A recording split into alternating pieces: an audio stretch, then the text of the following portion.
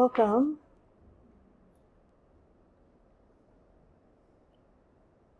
I mean that genuinely. Welcome. Sharon had brought forward yesterday the Please Call Me by My True Names by Thich Nhat Hanh. And we've been reading that at the Full Circle retreats for a couple of years. And we wove it through our January online retreat. So when she brought it forward, I thought, oh, we gotta bring it. So I thought I would just start with that because it's a powerful reflection of peacefulness and the power of that, and one person who fully embodied the peace that passeth all understanding, and therefore was a bridge between these perceived opposites.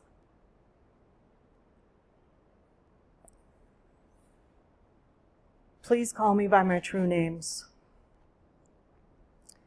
Don't say that I will depart tomorrow, for even today I am still arriving. Look deeply. Every second I am arriving, to be a bud on a spring branch, to be a tiny bird with still fragile wings, learning to sing in my new nest, to be a caterpillar in the heart of a flower, to be a jewel hiding itself in a stone. I still arrive in order to laugh and in order to cry, to fear and to hope. The rhythm of my heart is the birth and death of all that is alive. I am the mayfly metamorphosing on the surface of the river, and I am the bird that swoops down to swallow the mayfly. I am the frog swimming happily in the clear water of a pond, and I am the grass snake that silently feeds itself on the frog. I am the child in Uganda, all skin and bones, my legs as thin as bamboo sticks, and I am the arms merchant selling deadly weapons in Uganda. I am the 12-year-old girl refugee on a small boat who throws herself into the ocean after being raped by a sea pirate, and I am the pirate, my heart not yet capable of seeing and loving. I am a member of the Politburo with plenty of force in my hands, and I am the man who has to pay his debt of blood to my people dying slowly in a forced labor camp. My joy is like spring, so warm it makes flowers bloom all over the earth. My pain is like a river of tears, so vast it fills the oceans. Please call me by my true names, so I can hear all my cries and my laughter at once, so I can see that my joy and pain are one. Please call me by my true names, so I can wake up. And so the door of my heart can be left open, the door of compassion.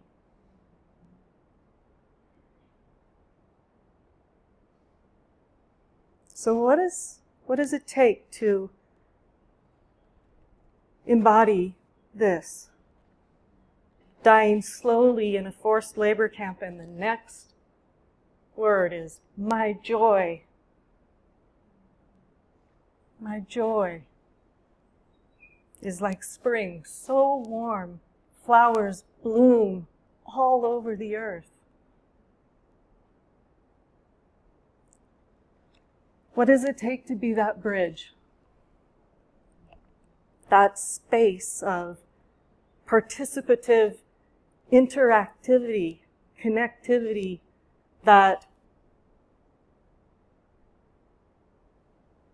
perceives, inhabits, and lives as wholeness.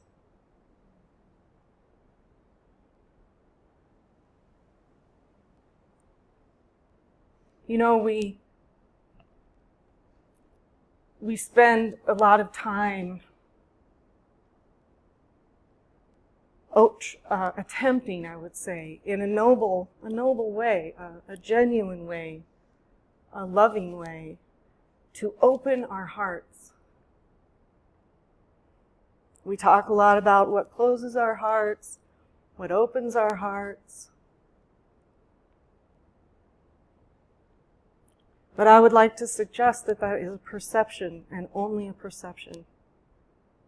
And that it is not a fundamental reality. That the heart of matter, the heart of all matter, is wholeheartedness. So we can spend all that time, it's beautiful, that's our path, that's our journey. We arrive, we're at home, but we think the scenery, the people, the situation, the whatever is insufficient somehow. So we go walking and we think we will find. We get in the boat of the seeker to cross this ocean of beingness, wondering, where do I belong? I don't belong. I feel isolated. I feel separate. Where is my home? My heart feels separate, closed, painful. It's all very real in experience, yeah? Yeah. But the whole time, we are never separate. We're never isolated. We're never far from who we are. We can't be. We cannot be separate from the heart of the world, the heart of matter, the wholeheartedness that is living life, dreaming it into being. It's so obvious and full. And yet, there's a sense.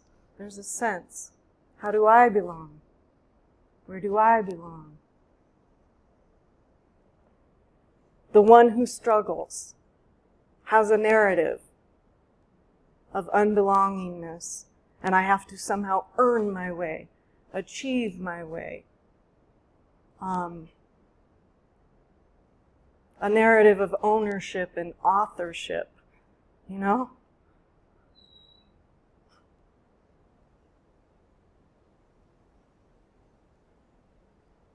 There's absolutely nothing wrong with it. And the sooner we see that, and we welcome that, and as Sharon always says, come here, sweetheart. It's okay. You belong. You belong.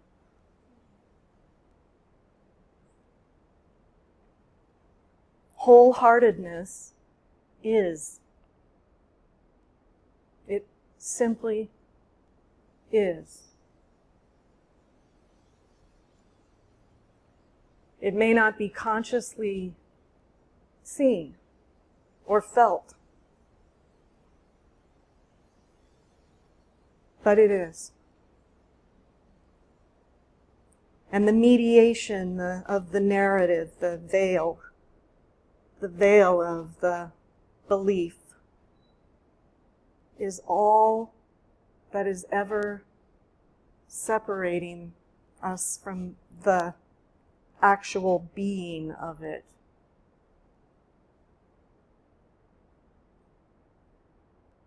The thoughts come in, and they're completely benign. They have no power whatsoever. None. Zero. None. Until they're believed. Until the believer steps in. Oh, I believe that one. And then, once we believe it, we feel something. And the juice. Then there's juice in the belief, because the emotion feeds the belief. And around we go, because then, once the emotion feeds that belief, the next thought is going to be real juicy and even more believable. And then the one belief after another creates a story, a narrative. And pretty soon we don't even know. We have no idea how it even started. But we are defining our experience and ourselves by it. Just that simple process. When in actuality, and this always just brings the tears for me, because if you really sink in to what we all are,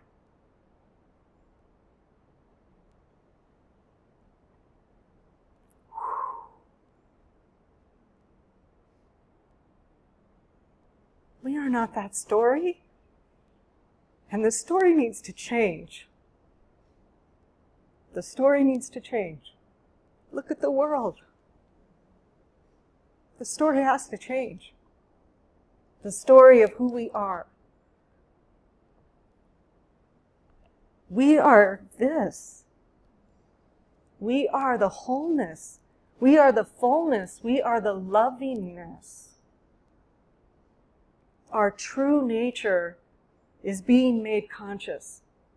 And it's not easy. You put a new battery in your flashlight, you see a lot of stuff. The dark corners are lit. That's the fine print. That's the fine print of spiritual awakening. Illumination. Woo, yes please, yes please. Well, illumination lights up the dark. It lights up the dark. And then this bridging, this participative connectivity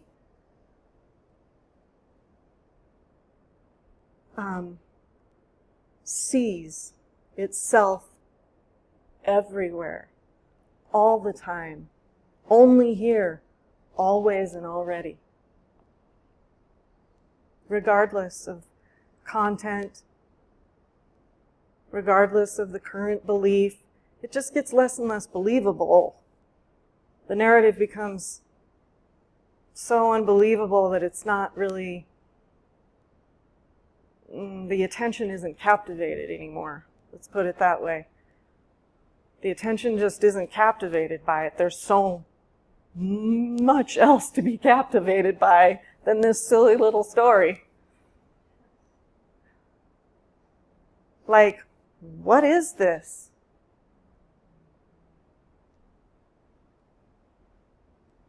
How is all this matter holding together so that we can sit here, we can look at each other, we can breathe, we can feel?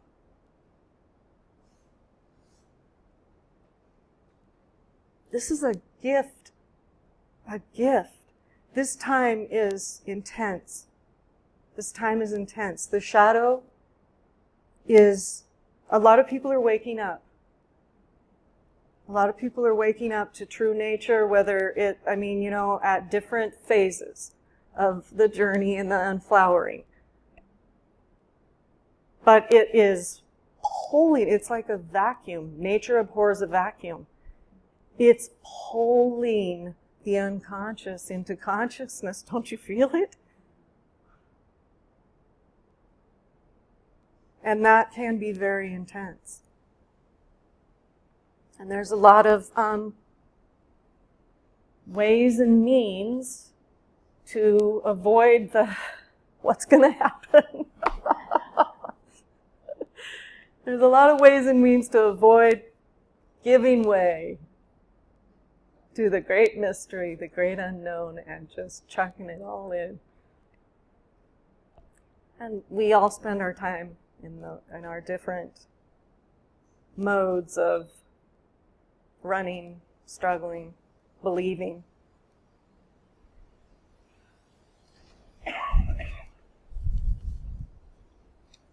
Come back. I'll get it later.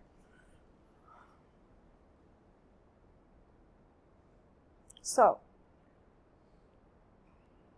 we come together. You know, the Buddha said, Buddha, Dharma, Sangha. The truth, the word, the togetherness. At the retreat I went to with Sharon, that she did at Vajravidra last time, the Khenpo there translated Sangha as togetherness.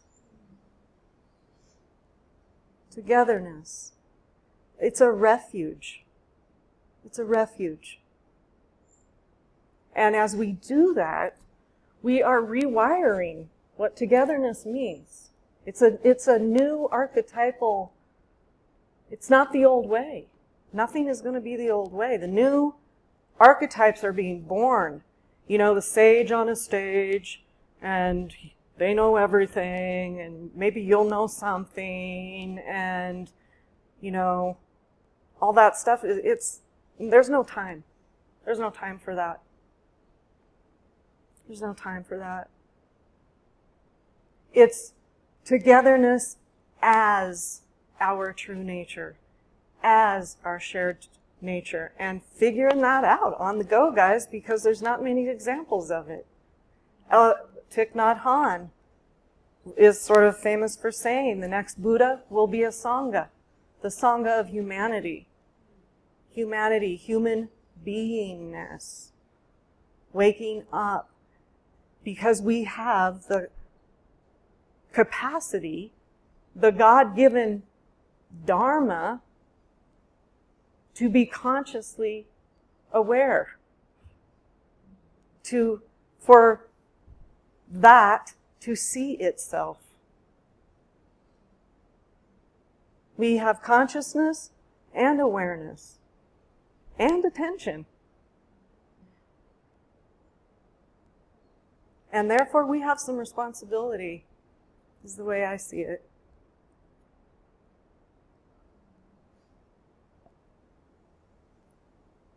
And it is a rewiring. It's a rewiring of the human heart, the sacred heart, the universal heart, the undiminished she who burns, is never closed. It's wholeheartedness. It's wholeheartedness. At the heart of the heart, if you will. But the human heart is being rewired. I mean, look at the epidemic of heart issues. People just rampantly coming down with arrhythmia, everything. Heart, and brain stuff, circulation stuff. The corpus callosum, the participative interactivity between the two halves of the brain, is waking up. It's waking up. And things look different, feel different, seem different, and there is a tendency for the mind to say, this guy is falling, this guy is falling. Nothing's the same. And it must be because of A, B, C, D, E, F, G. All these causes, all these apocalyptic scenarios.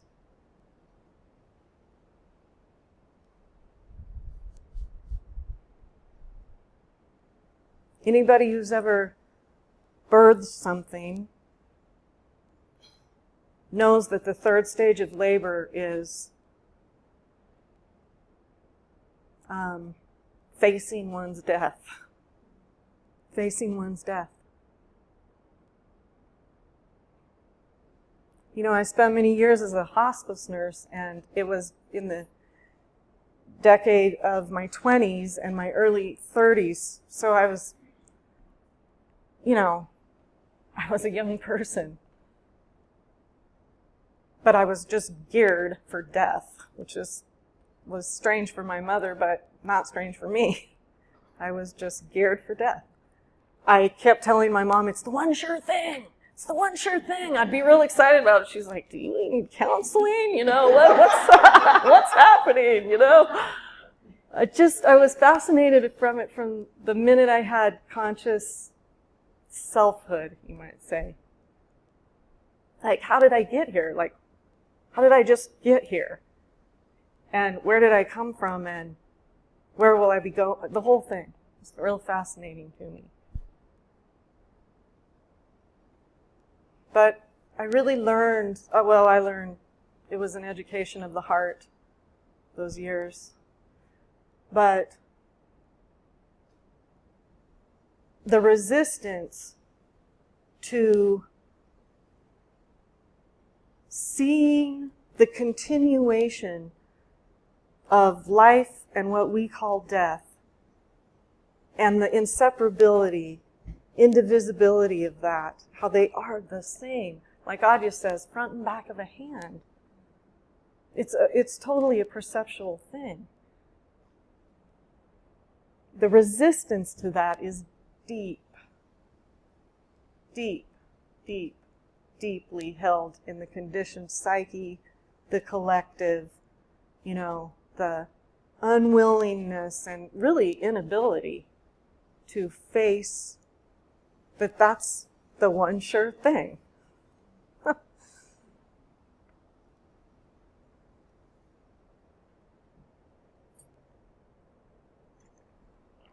Like Sharon said yesterday, absolutely everything will change. We can count on that. We can count on that.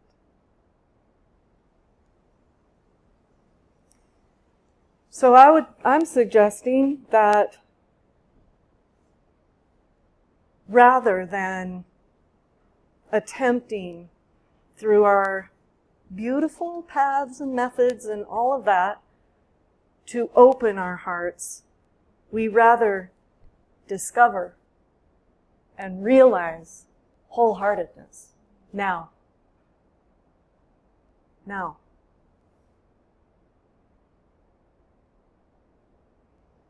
Right now.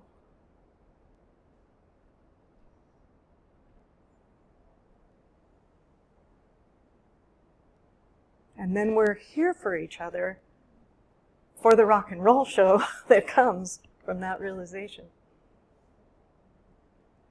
As what you might call the shadow returns to love, returns to wholeness, is no longer pushed aside, denied, stuck in the corner, in the basement. The wholeness, the Ugandan child and the arms dealer are returned to love, from love, as love, through love, in love. Nothing but love. Lovingness is a little bit closer.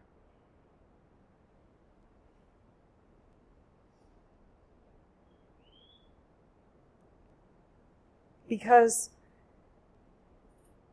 it's a cul-de-sac to keep trying, and especially to try to love ourselves. We might through our methods get to the cultivating of compassion and get more and more like open and able with other human beings, but when the sincerity and truth of who we are and who we've been and all of that, what our humanness is capable of, comes to roost. That's when the rubber hits the road, because welcoming oneself into wholeness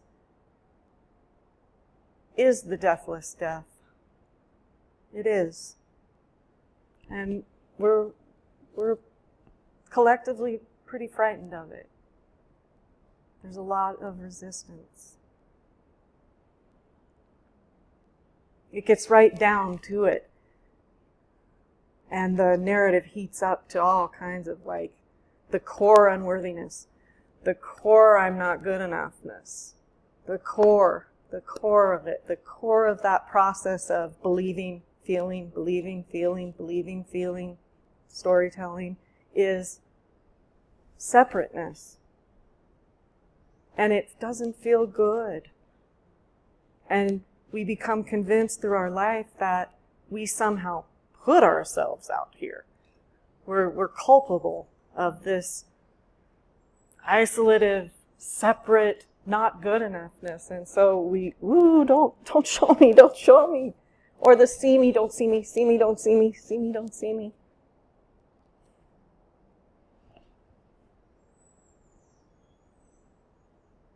I see you. I love you.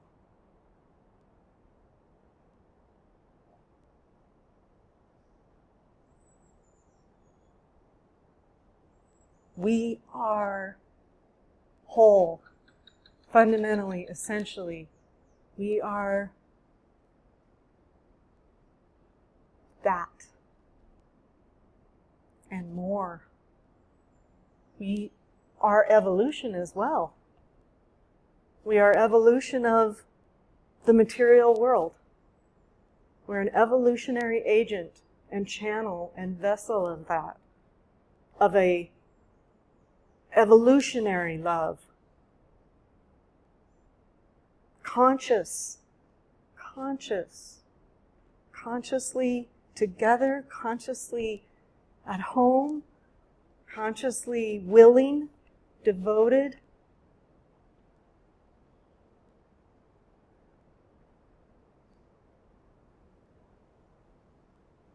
You can look at this belief that we have generated of separateness.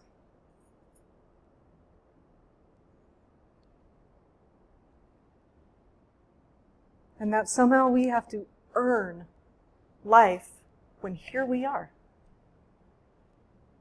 We have to earn love when we are nothing but love.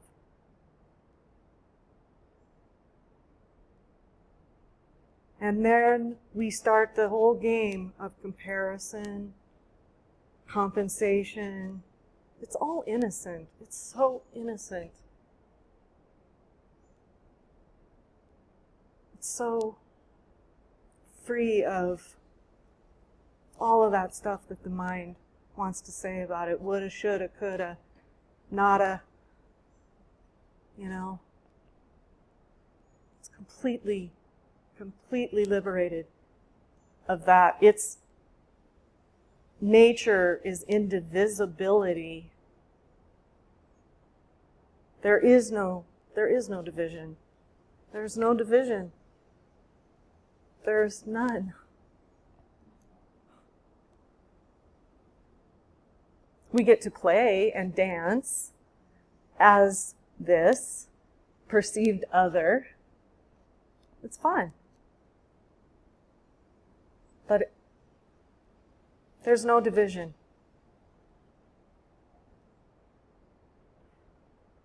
We are electrons, and we are the smallest particles, 7 trillion cells, made up of the smallest particles and the cosmos.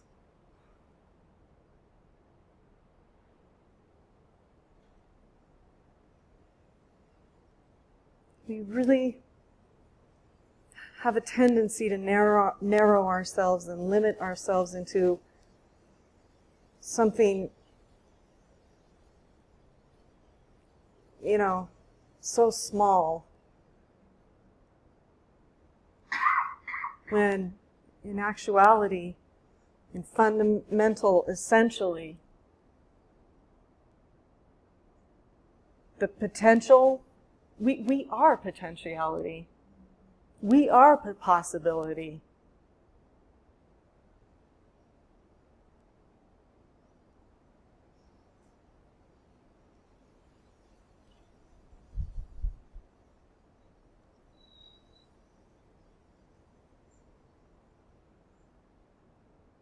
Realizing, it can sound, these words, we all get real used to the certain words that we all use to talk about spiritual awakening or whatever we want to call it.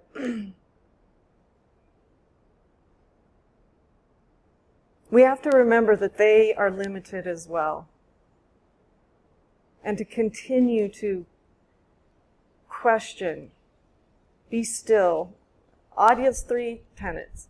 Be still. Question every thought. And I've heard audience say, many times, but only every thought. Which, let's think about that. Question every thought and contemplate the source of reality. So when these stories kick in, these limits, these narratives, we don't have to own them. We can question. We don't have to deny. We don't have to own. We get to be still and question. Is this true? What's really here? Is there some place within this awareness, within this consciousness, that is whole and full and undivided, indivisible? Check it out.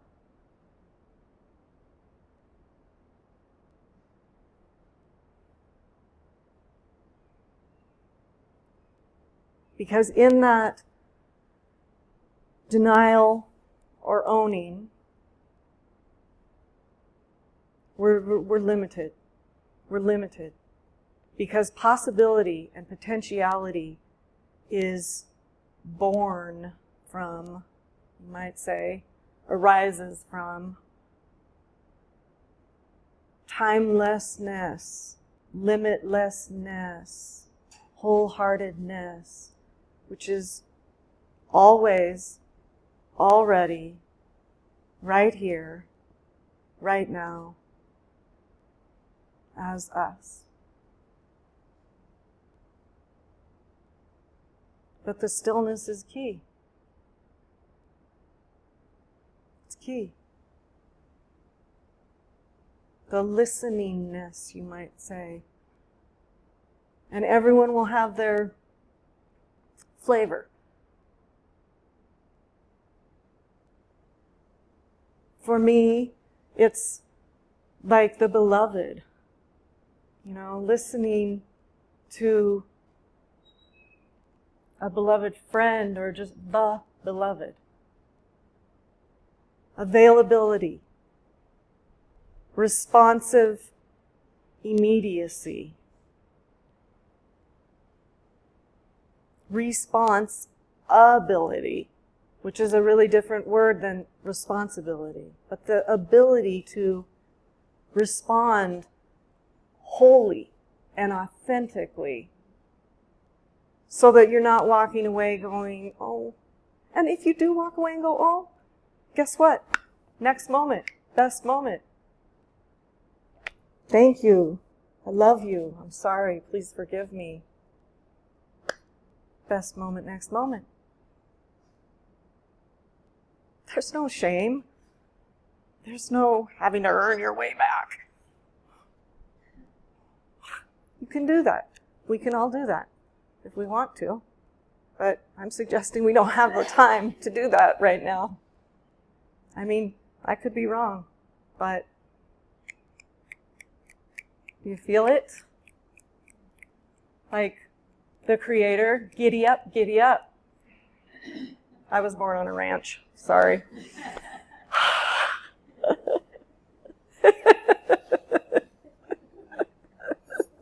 I grew up riding horses. You can feel when it's getting ready to break into a lope. Here we are. And look at our good fortune. We're not running from bombs. We're not starving. We're not experiencing directly the levels of consciousness that, how did he put it, don't have the heart yet to see. This is heaven realm.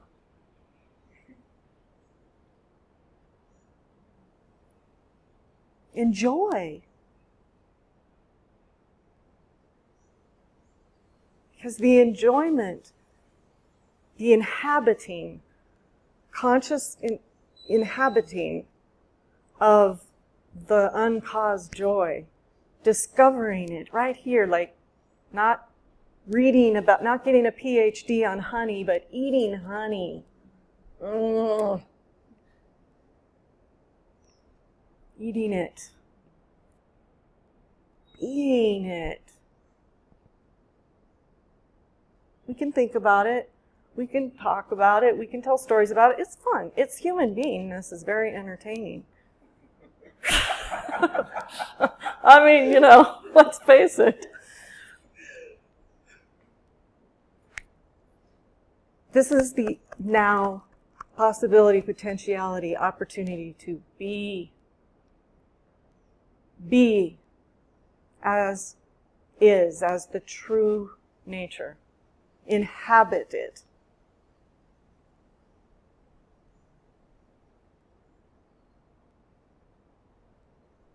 Discover it. Realize it. Give it. Give it away. Give it away. Give yourself to love. As love. The love that is ever isness, so that we don't have to generate, oh, I gotta be loving.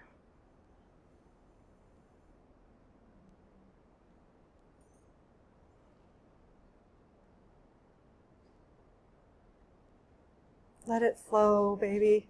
Let it flow.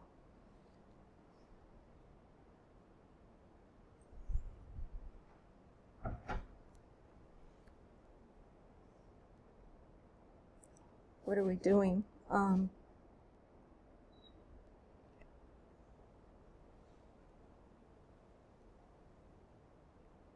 Thank you.